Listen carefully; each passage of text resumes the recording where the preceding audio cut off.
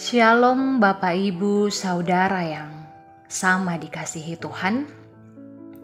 Kita kembali berjumpa dalam Renungan Harian Senin 10 Oktober 2022.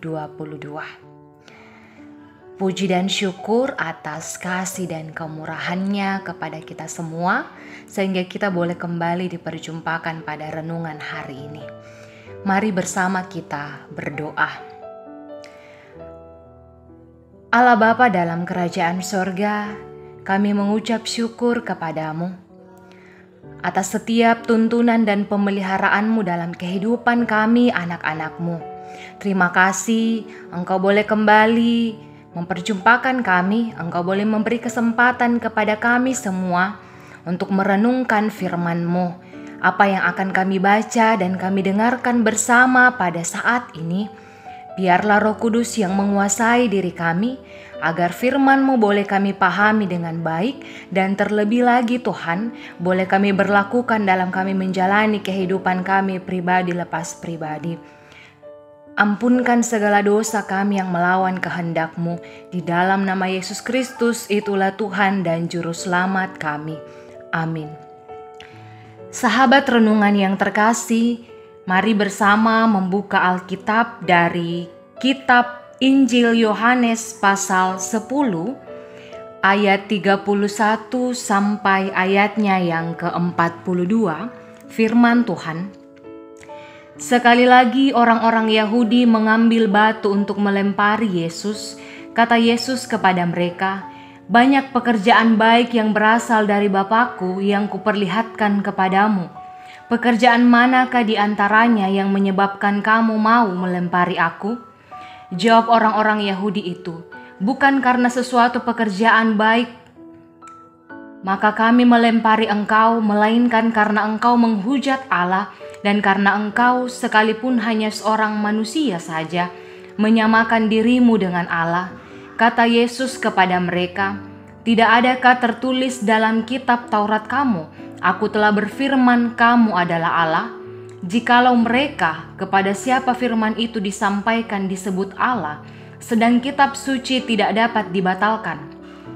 Masihkah kamu berkata kepada Dia yang dikuduskan oleh Bapa dan yang telah diutusnya ke dalam dunia, engkau menghujat Allah, karena aku telah berkata, aku anak Allah? Jikalau aku tidak melakukan pekerjaan-pekerjaan Bapakku, janganlah percaya kepadaku.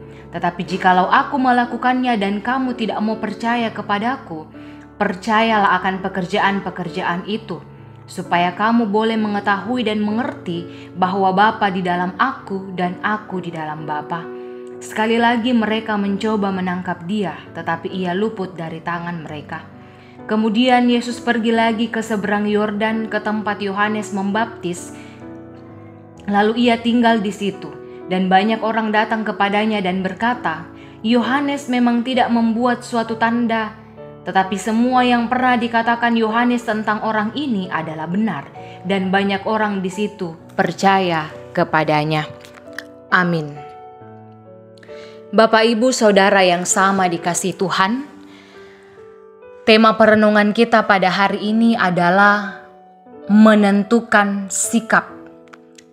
Ini adalah sikap percaya ataukah menolak. Tentunya bahwa setiap orang itu memiliki keyakinan atau pendirian yang tidak mudah digoyahkan. Hal ini disebabkan oleh karena keyakinannya dianggap sebagai suatu kebenaran.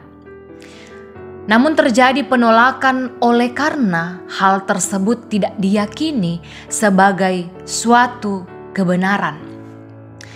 Demikianlah Bapak Ibu Saudara yang kekasih, orang-orang Yahudi menolak suatu kebenaran yang disampaikan oleh Yesus. Mereka menolak kebenaran tentang Yesus karena mereka memahami bahwa Yesus hanya manusia biasa sama seperti mereka. Sebab itu, ketika Yesus mengatakan, "Aku dan Bapa adalah satu," ini adalah suatu penegasan kesatuan Yesus dengan Bapanya.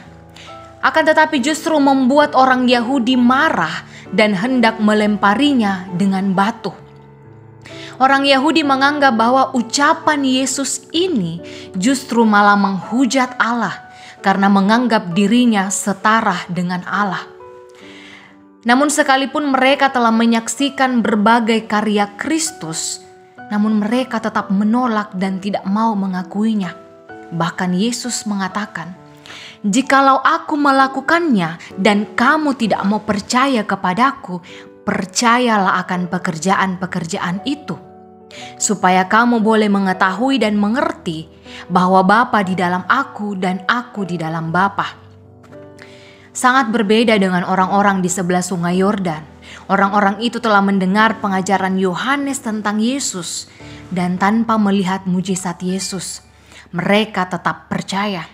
Hati mereka memilih untuk percaya pada kebenaran bahwa Yesus Kristus itu adalah Mesias.